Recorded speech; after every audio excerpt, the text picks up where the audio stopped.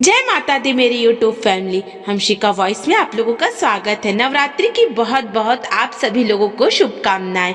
आइए सुनते हैं फिर से एक नई कहानी। गर्मी शुरू हो चुकी है, आज बर्फ का ठंडा पानी पियेंगे। माँ ने मुझे 2 रुपए देते हुए कहा। मैंने झट 2 का नोट पकड़ते हुए माँ से कहा, मुझे शर्म आती है 2 रुपए के बर्फ लाने में। दुकानदार हमेशा चिक चिक करता है, कहता है 5 रुपए की बर्फ है, फिर भी मुझे दे देता है, ये कहकर कि अगली बार से 5 रुपए लाना। मोहल्ले के सभी लोगों के घरों में फ्रिज आ चुके हैं, सब फ्रिज का ठंडा पानी पीते हैं। अपने घर में कब फ्रिज आएगा? तब माँ बताने लगी, तेरे बापू जितना कमाते हैं सब घर में खर्च हो जाता है, हम फ्रिज नहीं खरीद सकते। मैं 2 रुपए लेकर बर्फ लेने चल पड़ा। इस बार दुकानदार अपनी बात पर अड़ गया, कहने लगा, तू फिर आ गया 2 रुपए लेकर, इस बार तुझे बर्फ नहीं मिलेगी, जा कोई दूसरी दुकान ढूंढ ले। उस दिन मैंने सारी मार्केट छान मारी, मगर 2 रुपए की बर्फ कहीं नहीं मिली। धूप में कमीज पसीने से भीग चुकी थी, चिलचिलाती तेज धूप में नंगे सर इधर उधर दौड़ता रहा। अंत में खाली हाथ वापस घर आने पर बड़ा मन उदास था। इस बार भी गर्मियों के दिनों में गर्म पानी पीना पड़ेगा। पड़ोसी भला अपने फ्रिज का पानी हमें क्यों देंगे? एक बार पड़ोसी ने तो साफ मना कर दिया था, कहने लगे, हमारे फ्रिज का बिजली का बिल भी आता है, तुम्हारे घर फ्रिज नहीं है तो हम क्या करें? उनकी जली कटी सुनने से अच्छा है कि गर्म पानी ही पी लिया जाए। लेकिन उस दिन मेरा दिमाग खराब हो गया। बिजली चली गई, सूरज की तपन से ऊपर वाला हमारा कमरा एकदम तपने लगा। माँ और बहन तो गली के बाहर चौखट पर बैठ गई, लेकिन मैं कहाँ बैठूं? मुझे घर से बाहर निकलना, इधर उधर घूमना पसंद नहीं था। तभी गली में रिक्शे पर लदा एक फ्रिज आता नजर आया। लो, एक और पड़ोसी का फ्रिज आ गया। माँ ने बहन को बताया। मैं छज्जे पर खड़ा सुन रहा और देख रहा था। अचानक मेरे कदम सीढ़ियों से नीचे उतरे। चौखट पर बैठी अम्मा और बहन के बीच से निकलकर मैं बाहर की तरफ चल पड़ा। क्षमा ने एक बार टोका भी, नेक राम इतनी भरी दोपहर में कहाँ जा रहा है? मगर मैंने कोई जवाब ना दिया, बस इतना कहा, अभी आता हूँ। मोहल्ले की एक बड़ी सी फ्रिज की दुकान पर पहुंचा। वहाँ बहुत सारे छोटे बड़े फ्रिज रखे थे। उन फ्रिजों को देखकर मन बड़ा खुश हो गया। काफी देर तक उन फ्रिजों को देखता रहा। तभी दुकान के अंदर बैठे एक मोटे आदमी ने घूरते हुए अपने नौकर से कहा, जरा देख दुकान के बाहर कौन लड़का खड़ा है, कहीं चोर ना हो, हमारा सामान दुकान के बाहर तक फैला हुआ है। वो नौकर गले में गमछा डाले मेरी ओर बढ़ा। क्या चाहिए? इतनी देर से दुकान के भीतर क्यों झांक रहा है? नौकर की बात सुनकर पहले तो मैं डर गया कि इन्हें क्या जवाब दूं। फिर मैंने बोला, जी हमारे घर में फ्रिज नहीं है, मुझे एक नया फ्रिज खरीदना था। मेरी बात सुनकर नौकर मुझे दुकान के भीतर ले गया और दुकानदार से मिलवा दिया। दुकानदार ने मुझे नीचे से ऊपर तक देखा। पतला दुबला शरीर, बदन पर पसीने से भीगी एक पतली सी कमीज, पैरों में पुरानी घिसी चप्पल, उम्र 13 साल के आसपास। हाँ बोलो छोकरे, तुझे क्या चाहिए? हम फ्रिज बेचते हैं। तब मैंने कहा, मेरे पास पैसे नहीं है, मगर एक फ्रिज खरीदना है। दुकानदार ने एक फ्रिज की तरफ इशारा करते हुए कहा, ये लाल रंग का फ्रिज, इसकी कीमत 3,500 रुपए है। तुम्हारी जेब में कितने रुपए हैं? दुकानदार की बातें सुनकर मैंने कहा, अभी तो नहीं है इतने रुपए, लेकिन मैं इंतजाम कर लूंगा। क्या आप मुझे नौकरी पर रख सकते हो? दुकानदार ने मुझे गौर से देखा और कहा, हम बच्चों को काम पर नहीं रखते हैं, बड़े बड़े फ्रिज रिक्शे पर लादने होते हैं। तुमसे तो फ्रिज हिलेगा भी नहीं, घर घर फ्रिज पहुंचाने भी पड़ते हैं। तब मैंने कहा, मैं सब काम कर लूंगा, आपको शिकायत का मौका नहीं दूंगा। मुझे एक फ्रिज खरीदना है, इसके लिए मैं सब कुछ करने को तैयार हूँ। तब दुकानदार कहने लगा, मैं तुम्हें नौकरी पर नहीं रख सकता, बात समझा करो, तुम अभी बहुत छोटे हो। मैं 2 घंटे तक दुकान के बाहर धूप में खड़ा रहा। फिर अचानक दुकानदार बोला, इधर आओ दुकान के अंदर। क्या नाम है तुम्हारा?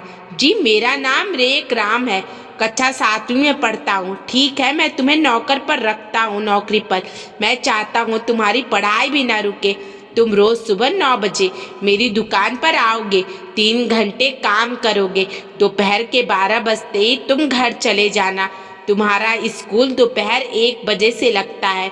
शाम को स्कूल से 6 बजे छुट्टी होने के बाद तुम सीधे दुकान पर आओगे, 1 घंटा काम करोगे, फिर घर चले जाना। यही रोज का नियम रहेगा।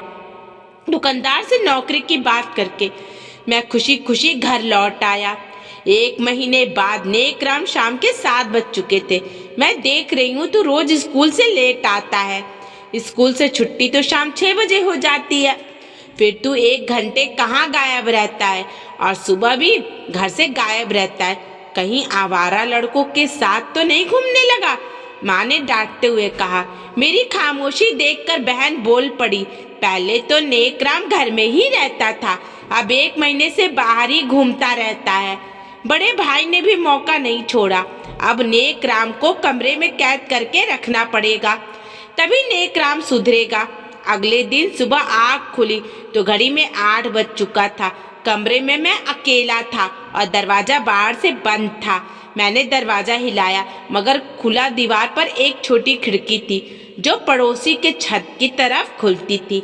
मैंने एक स्टूल की मदद से खिड़की को खोला और पड़ोसी की छत पर कूद गया।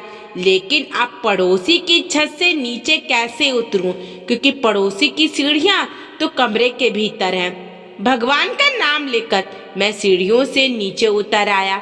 कमला आंटी रसोई में घर में कुछ पका रही थी।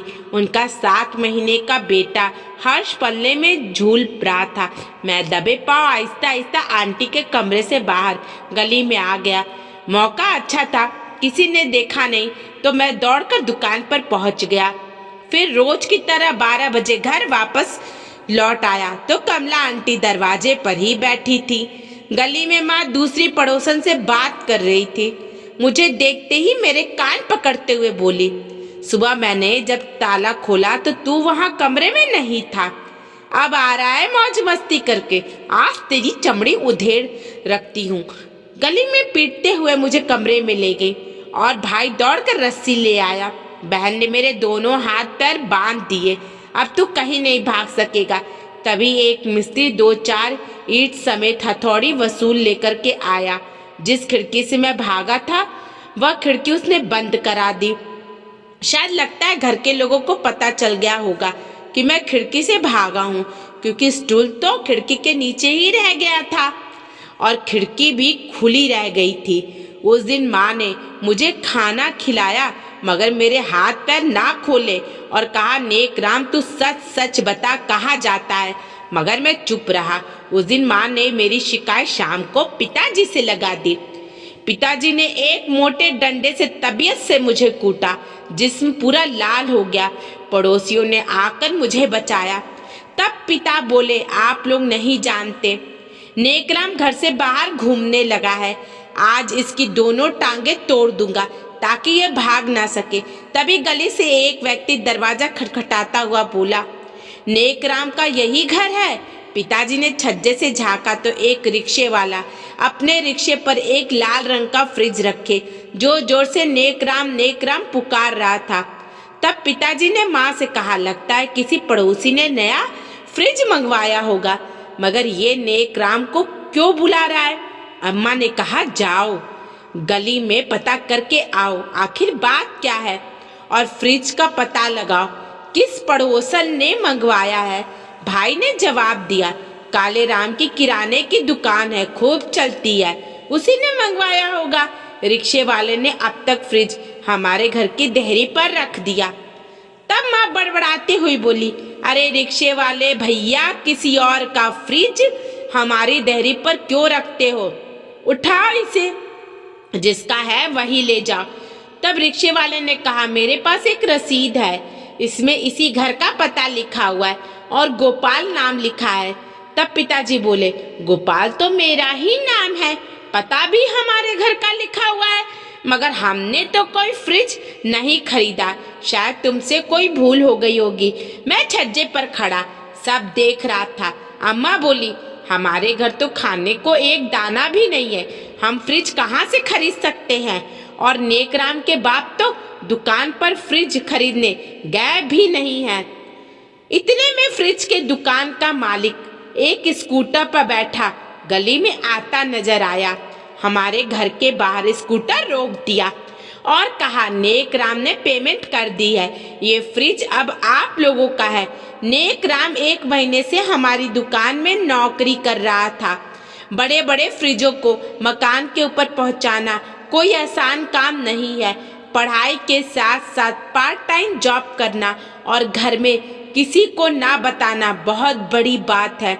नेकराम ने ही मुझसे कहा था कि घर में मेरी नौकरी की बात का जिक्र किसी से ना करे, वरना मेरी माँ को दुख होगा और माँ मुझे नौकरी नहीं करने देगी। नेकराम ने ये भी कहा, जब फ्रिज के रुपए इकट्ठे हो जाएं, तब ये फ्रिज मेरे पिताजी के नाम पर रसीद काटना।